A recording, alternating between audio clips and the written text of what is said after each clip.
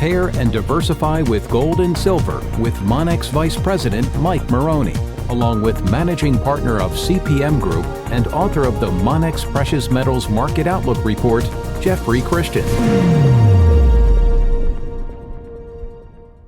Good afternoon. It's Tuesday, June 12th. My name is Mike Maroney, and I am coming to you today from the Monex Precious Metals Studio.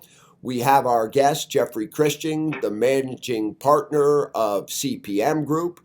We do a monthly video series where we get to talk and ask questions of Jeff, and it's really all based on a program we're putting together, Prepare and Diversify with Gold and Silver in 2018. Jeffrey, we've got a lot of action going on right now. We've seen a nice bump up in the price of silver, but we do have the Fed making their announcement tomorrow, and 5 out of the last 6 times we've seen the price of silver pull back. What's your expectations of, will the Fed announce a rate increase? And if they do, how do you see it affecting the price of the precious metals?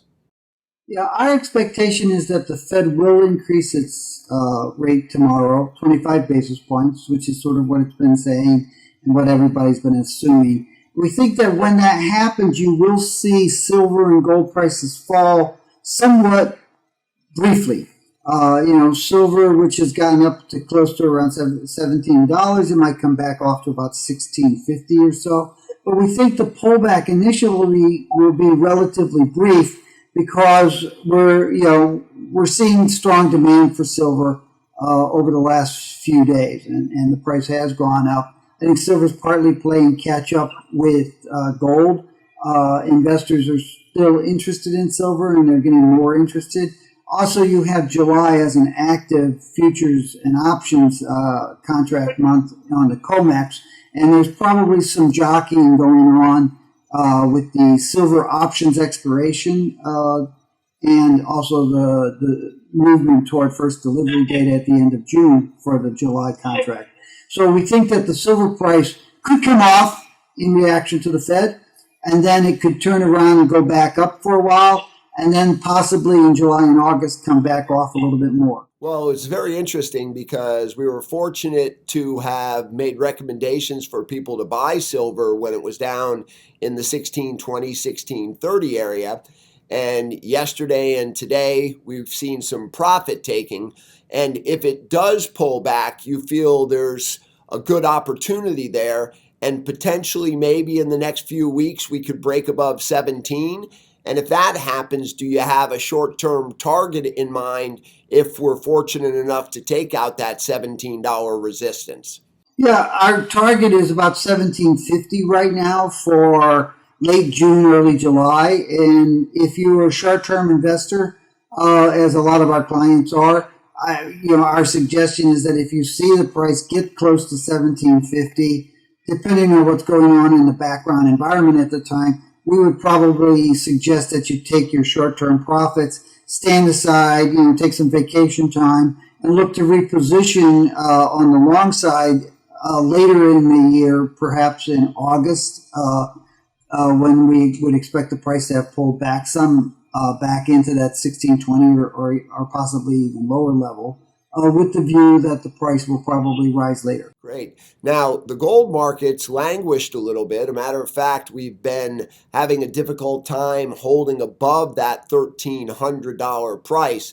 I think the 100-day moving average is all the way up around 1324, and the 200-day moving average is around 1306, 1307. Do you see gold potentially breaking out, or do you think gold's more in a corrective phase because we're dealing with the August contract instead of the July like we are in silver? Yeah, because we're looking at August as the active gold contract, I think that gold probably treads water, between 1280 on the low side and 1320 on the high side.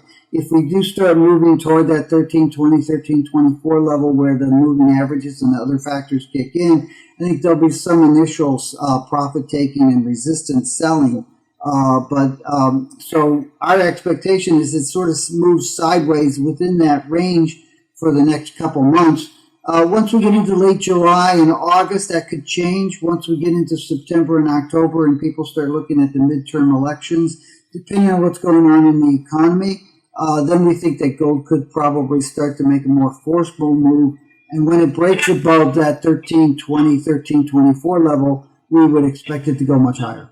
Now, I know you're bullish or a little bit more bullish as far as the fourth quarter of 2018, and a lot of that is probably predicated on what's happening with the dollar. So tomorrow we have the Fed, but on Thursday we have the European Central Bank making an announcement, and then Friday we have the Japanese Central Bank. What's your view of the overall situation as far as all three of these central banks are concerned? Well, yeah, as I said, we expect the Fed to raise interest rates 25 basis points this week. We think the ECB will hold things steady, and they probably will not. Well, they'll announce that they're not making any major changes to their buyback program or their interest rates at this point. And we think that the Bank of Japan will probably be steady as she goes too. So you put those three things together, and you have a little bit more upside strength on the dollar, at least on a short-term basis, and a little bit more weakness on the yen and the euro. I see. So what you're looking at then is inevitably we see the dollar maybe bump up and take out the recent high around 95. I'm not sure what your inevitable target is.